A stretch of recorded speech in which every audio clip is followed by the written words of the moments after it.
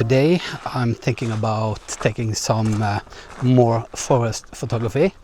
I got my Sony camera and my Nifty 50.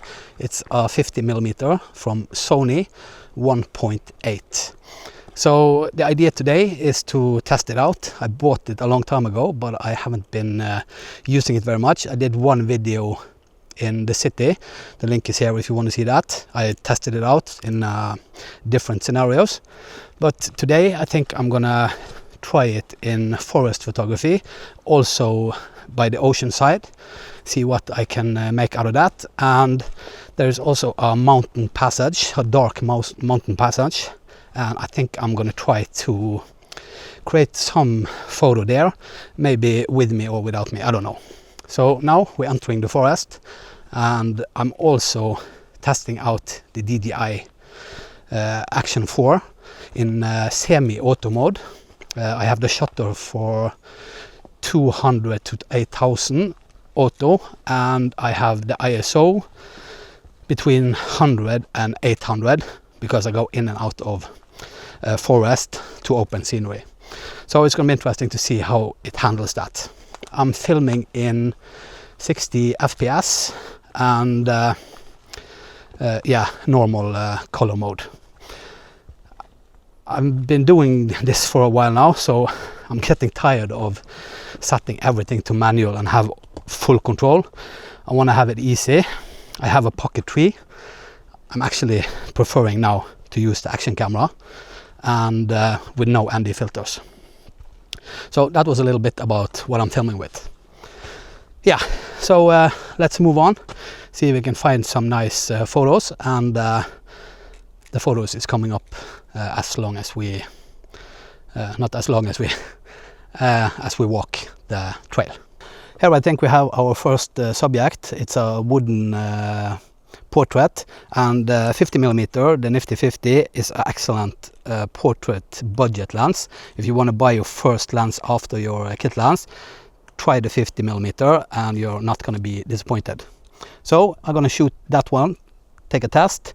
I shoot in shutter 320, f2.8, and the ISO is 100.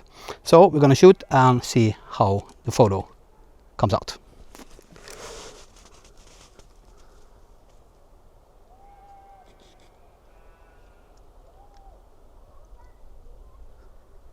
And of course I had it on 10 seconds because of yesterday, so that's an awkward position to stand in. Okay, I need to change it. Okay, here's the photo. I'm just enjoying making videos and doing photography, so I combine them, and sometimes, like now, I mess up. But it's important, I think, when you start photography, to know that you're not an expert, you're going to make mistakes and you're going to learn from it. So my tip, after you've done your photography shoot, have a normal settings on your camera that you put on after your shoots, so you don't get surprises like I did now. Because if this was a very special once in a time life moment, I would lose it. This is one of my favorite hikes in my local community because it has everything: up, down, a little mountain, ocean side, nice wooden ramps like this, and occasionally you see like figures hanging on the trees, but some people, they just need to destroy. Also over there's a poem, but it's starting to get really old. So along the route there is like positive enhancement words, so people can read. The people that are doing this, they're doing it for free, voluntarily, without any pay at all. So they should have some credits for making it possible. Fixing the wooden ramps, making the trail available for us elderly and also for people with some disabilities. They can also do these hikes. So that's a nice thing of them. And they live locally, like sectioned in this area. Different local communities take upon themselves to fix the hikes or the trails. Yeah. So what do you think about the footage so far? It's 4K, 60 FPS. I have been making videos in 25 and 30 FPS in Thailand and all over, but I thought I should try 60, and I actually think 60 FPS is super nice when you're doing nature videos like this. So I think I'm gonna stick to it, but the files is huge. So if you're gonna do that, have a big hard disk, SSD disk, so you can store and work in the editing software. What do you think about the audio so far? I'm using the DJI Mic 2, and in the DJI Osmo Action 4 I have the level on 0. If you're out with a lot of people, a lot of high and low noise, you can set it to like -5 or maybe even -10. I have 32-bit float activated and automatic sync to video. I don't have the low tone, or what's the name? I put it up here. I deactivated that. Last video at Bondhusvatnet, link up there. I had it on because it was so long since I made a video that I messed up the settings that I just talked about, and the audio was distorted. It wasn't good at all. I can mention some of the other settings I've set in the DJI Action 4, and that is sharpness and noise reduction. The sharpness I set to -2, and the noise reduction I set to -1. Also, if you are in a shifting environment, it's important to set the white balance manually. What you can do is to go into settings, go to white balance, and then point it in the direction or the environment you're going to be in, and see what the white balance is, and then go to manual and then confirm. Then the camera has decided the white balance for the environment you are in. If you have auto white balance and you move around in different environments, what can happen is that the color changes, the white balance changes as you walk into the forest or outside, and your footage can look kind of messed up. So do manually, that's my advice. If you're not in a very sterile environment where it's blue sky all the time, like when I was in Thailand, I set it to 5,500 and I filmed the whole day. Footage was good. Kind of steep here, so need to be careful. When we get down to the bottom here, we're gonna do a new photo. I have an idea in my head. Hopefully it becomes something. The thing about the Nifty 50 or the 50mm is that it's a locked focal length, so you need to move towards your composition or your object. I've been choosing the Sigma 2470 f2.8 art lens lately, and you have capability to zoom a little bit, so you don't have to move toward the subject. So it's a little bit different with a locked focal length like 50mm. But I have an idea here. It's not a super nice composition, but as I said in the last video again, I'm just working on getting back in the rhythm, getting out, taking photos and making videos, because it's been a while. So now it's number 3 actually in under 1.5 weeks. The composition idea I have is a photo of the frame you can see here. It's the stone path and the little darker spot in front, and then you have the trail going up to the left, and some green moss in the frame as well. As I said, about 50mm, you have to move for the subject, and I'm out of space here, so I'm going to try from this location. The settings is 125, the shutter. The f-stop is 5.6 because I want to have depth in the picture, sharpness, and I'm shooting around 1000 on the ISO. That's varies because the sun is behind the trees there. I got some sunbeams falling down. Hopefully I can catch them. Just take it before it leaves. And if the photo is any good, here it is.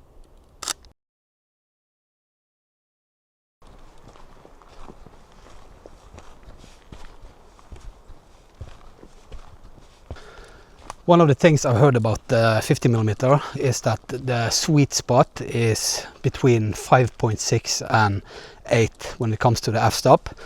Of course, when you shoot portrait or close-ups, you shoot with a lower aperture. 2.8, 1.8, whatever you like. But if you shoot further, like nature shots, you want more in the frame. 5.6 and upwards might be a good starting setting. Here we have some new artwork on the tree. I'm going to take 2 photos. The first one is f1.8 and the shutter is 200. ISO is 100. So we're going to see the difference between 1.8 and 2.8 with some small adjustments on the other settings. Let's see how this turns out.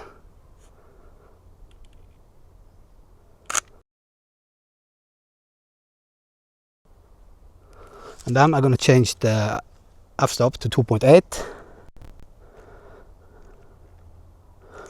Same position, and then a little adjustments. I like to underexpose by minus 0.7. Then we're going to take the photo. Shutter is 200, f-stop 2.8, and ISO is 250. Underexposed by 0.7.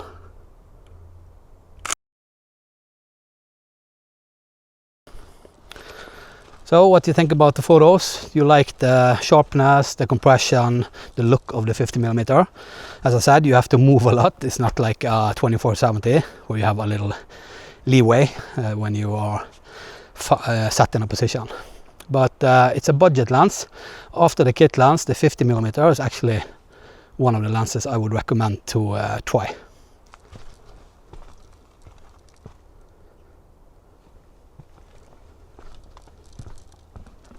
So peaceful, quiet, beautiful, and therapy for your soul. Not just the photography part, but being out in the nature. Listen to the bird singing, the wind in the trees.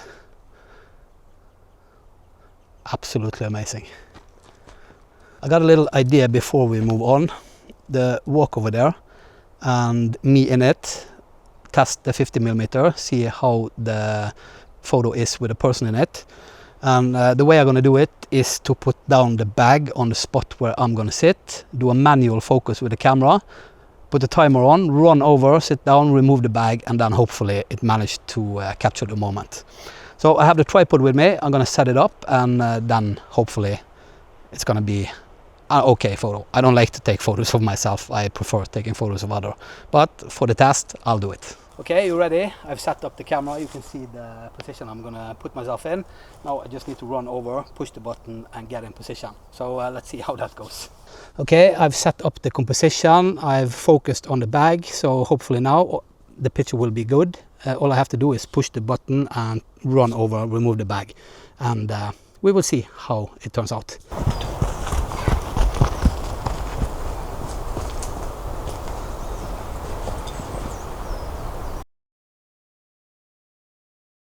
And I think I'm going to try another one. Never satisfied.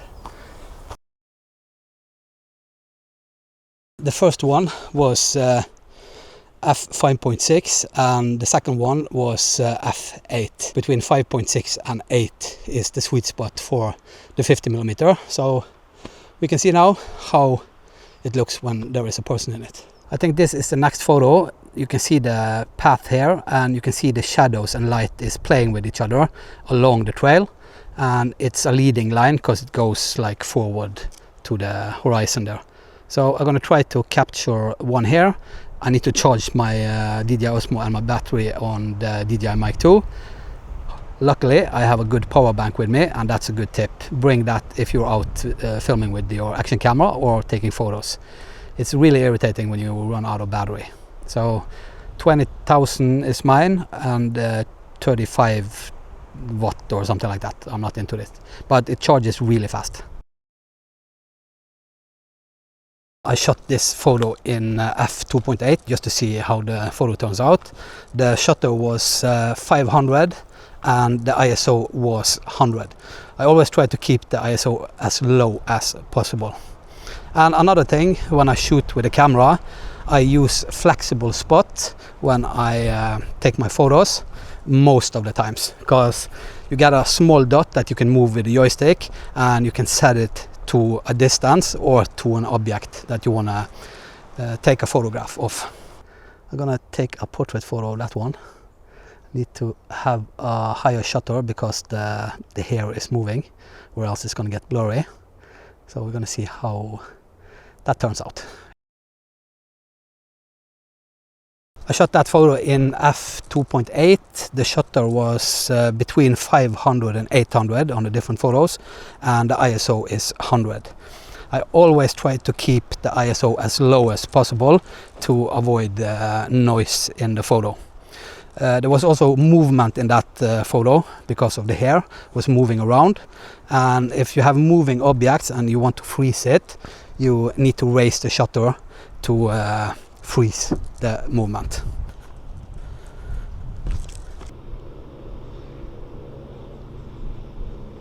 Here we are, the main destination today. I'm gonna sit down, grab something to eat because I'm getting hungry, get some water in me. And this is a very nice spot in the summertime. We go over here. I'm not sure if you can hear me because now it's really blowing in my direction. So it's a good test for the DJI Mic 2. Here you can see you have a stone grill. You can grill, enjoy the nature.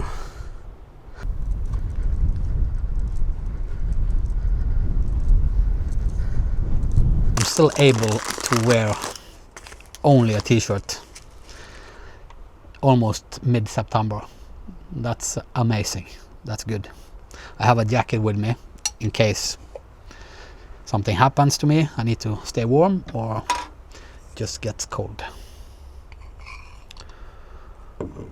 It's peanut butter and rice cakes. And when I get home, I'm gonna cook myself some minced beef and whole grain spaghetti. Awesome food after a long hike.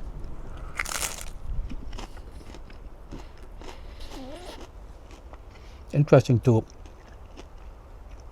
listen when I get back home. You already heard it, but how the mic picks up different sounds.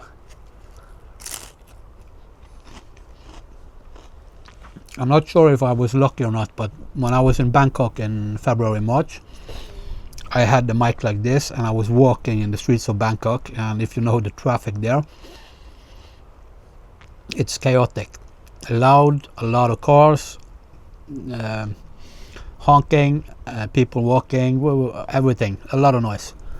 But if you see those videos and you listen to the audio, I think you're gonna be a little surprised on how good this little thing can handle audio. And I don't think I have the noise distortion on, or the low, I talked about it earlier, text here. I don't think I had that enabled. So I was pretty amazed and I was so happy, because when you make YouTube videos, the audio is key. They say the video can be a little shady, but if the audio is they're gone. So hopefully with a good audio, because I can't make videos, you're still watching the video.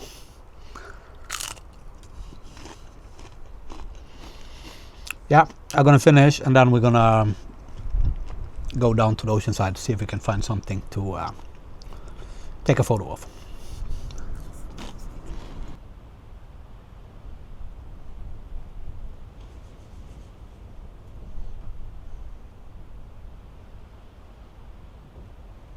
And suddenly it was 2.5 hours later, just out of nowhere, a scout club came.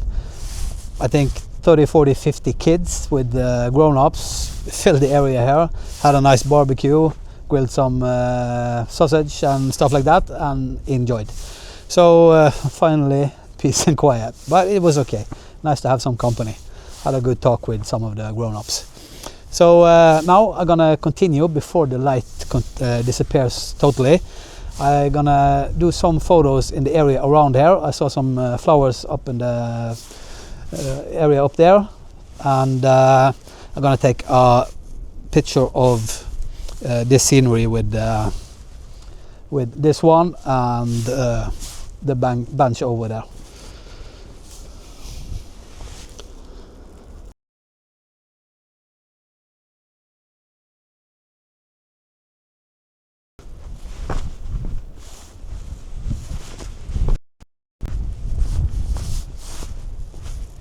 It's funny how things happen sometimes when you're out making a video. Suddenly the area is filled with people, and usually this place is totally abandoned. It's nobody here. But when you make YouTube videos, you need to adapt. You can't expect everybody to consider what you are doing.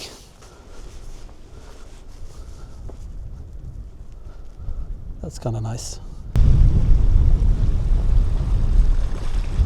The sun goes down behind me there, but today it's too cloudy. There is some bluish in the skies, but too little that the sun is gonna appear. So I got some iPhone photos, also some Samsung photos I can put up instead, so you can at least see how it looks like here when the sun is going down.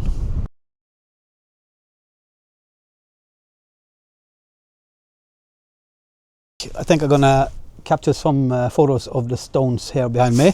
I kind of like the colors, a little grayish with yellow and some green grass in between somewhere. So that's one photo, and then I have to look around a little bit.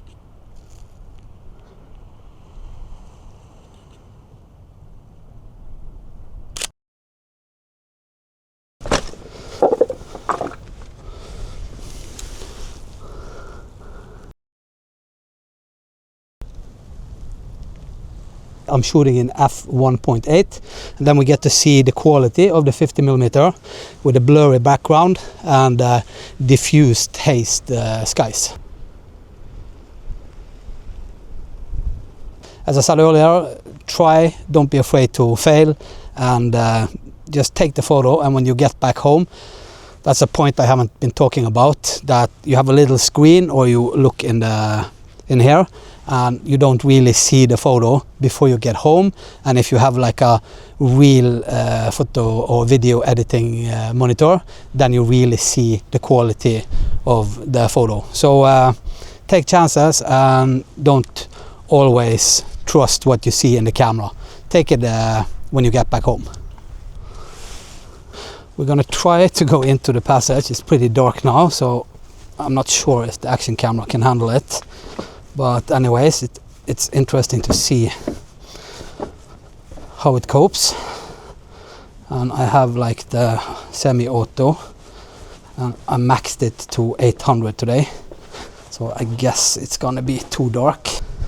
We got a lot of photos, we got some explanation. I hope some of the explanation was reasonably okay. And check out my other videos. I've started like the Norwegian hike series last week. This is video number 3. I try to show the areas I'm in, and also try to learn to you what I'm learning myself, or the mistakes I'm making. Yeah.